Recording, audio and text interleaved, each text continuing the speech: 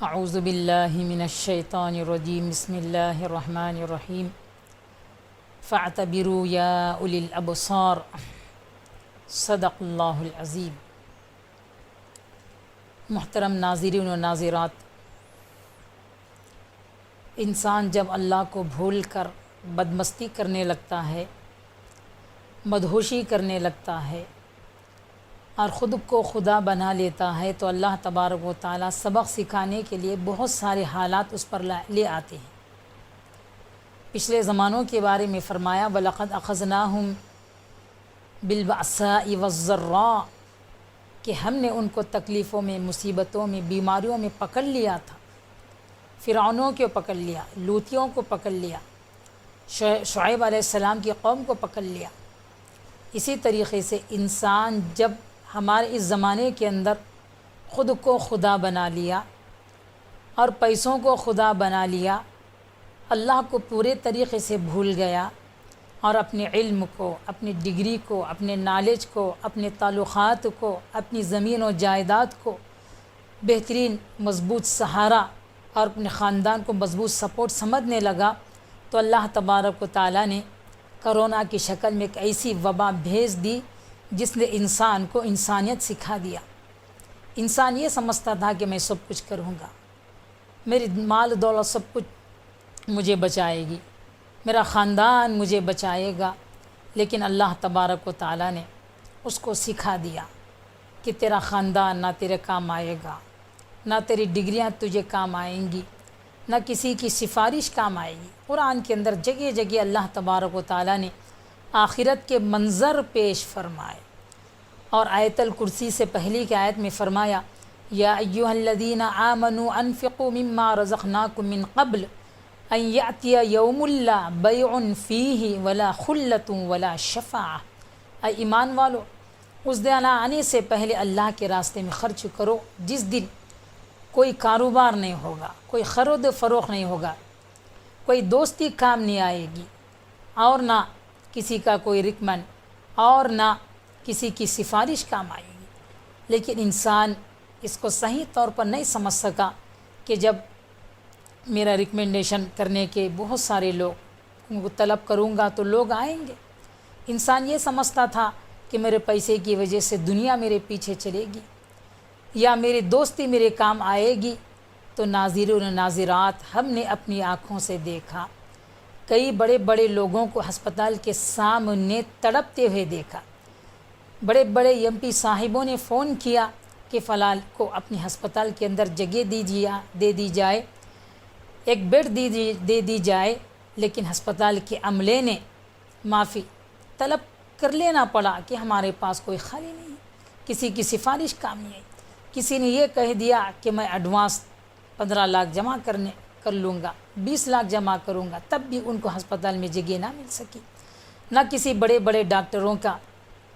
کوئی دوستی کام آ سکی۔ اللہ نے قیامت کے بارے میں یہ فرما دیا تھا، لیکن انسان کو دنیا کے اندر ہی بتا دیا۔ ایک جگہ سورہ عبس کے اندر اللہ فرماتے ہیں یوم یفر المرء من اخیہ وامہ وابیہ وصاحبتہ وبنیہ، کہ اس دن انسان اپنے بھائی سے بھاگے گا،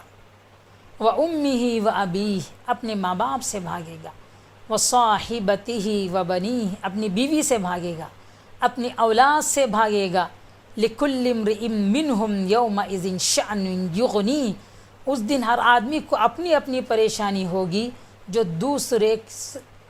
سے بے نیاز بنا دے گی، دوسرے کی طرف نظر اٹھانے کا موقع نہ ملے گا۔ ہم نے کرونا کے اندر ہم نے حالات دیکھ لیا، کسی کے گھر میں کرونا آ گیا تو بھائی بہن الگ ہو گئے، بیوی الگ ہو گئی، پڑوسیوں نے منہ موڑ لیا، پیسوں نے منہ موڑ لیا، رشتہ دار اس کے جنازہ میں بھی شریک ہو کے نہ آ سکے، نہ پیسہ کام آ سکا، نہ بیوی کام آ سکی، نہ بچے کام آ سکے۔ بلکہ ہم نے اپنی آنکھوں سے کئی ایسے جنازے دیکھے کہ جنازے کے اندر جہاں 500 آدمی آیا کرتے تھے، کسی بڑے آدمی کے نماز جنازہ کے اندر پیر رکھنے کی جگہ نہیں ہوا کرتی تھی، وہاں ہم نے دیکھا کہ 4 آدمی آ رہے ہیں، بمشکل 10 آدمی آ رہے ہیں۔ لوگ سعادت سمجھتے تھے کہ قبر میں میت کو اتارنا اپنے ہاتھوں کے ذریعے سے، لیکن ہم نے دیکھ لیا کہ کتوں کی طرح، جانوروں کی طرح گلے میں ڈال دیا گیا اور اوپر سے بلڈوزر کے ذریعے سے مٹی ڈال دی گئی۔ انسان کو اللہ تبارک و تعالیٰ نے انسانیت کا سبق سکھا دیا، اے انسان جب تو اپنے بندہ ہونے کو بھول جاتا ہے اور مجھے رب ہونے کو بھول جاتا ہے تو ہم ایسے حالات لے کر آتے ہیں، لیکن یاد رکھ نادان، تجھے ابھی بھی سمجھنے نہیں ہے۔ تو جو آکسیجن لیا کرتا ہے 1 گھنٹے کے اندر تقریباً 360 روپے کا یا 370 روپے کے آکسیجن لیا کرتا ہے۔ اگر اس حساب سے دیکھا جائے تو روزانہ کم سے کم ایک انسان 9000 روپے کا آکسیجن لیا کرتا ہے، اور ایک مہینے کے اندر 2.5 لاکھ روپے کا آکسیجن لیا کرتا ہے۔ اللہ تبارک و تعالیٰ نے لمبی زندگی دی یا مختصر زندگی دی، 60 برس کی زندگی بھی دی، تو 60 برس کی زندگی کے اندر 1,55,00,000 روپے سے زیادہ کا آکسیجن اللہ تبارک و تعالیٰ اس کو فری میں فراہم کرتے ہیں، لیکن انسان نے اس کی قدر نہ کی، فری آکسیجن کی، اپنے کو خدا بنا لیا۔ تو اللہ تبارک و تعالیٰ نے اس کو حالات دکھا دیا کہ دیکھ بندے، جب میری ناشکری کرتا ہے تو آکسیجن کے لیے کیسا دوڑا پھرے گا، کہاں کہاں جائے گا، کدھر کدھر دوڑے گا۔ تو میرے بھائیوں اور بہنوں، یہ کرونا کے جو حالات آئے ہیں انسان کو انسانیت کا سبق سکھانے کے لیے آئے ہیں۔ یہ حالات پہلی دفعہ نہیں آئے، اس سے پہلے اس سے خطرناک حالات آئے تھے،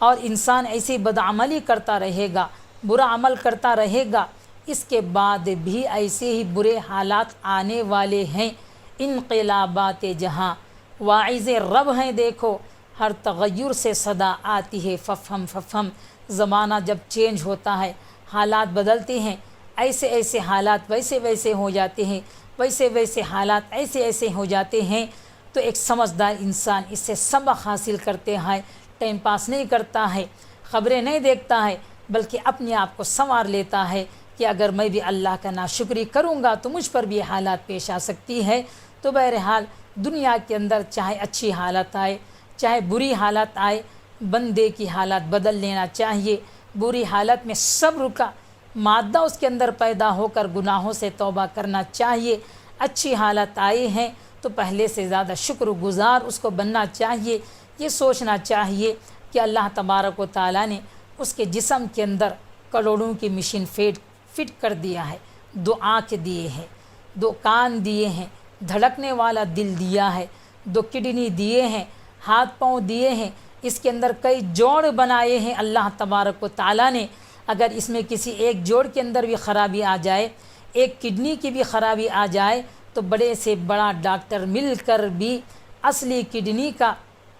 متبادل ڈھونڈ کر اس کو لگا نہیں سکتا، لاکھوں کروڑوں خرچہ کرنا پڑتا ہے، تب جا کر بمشکل کی صحت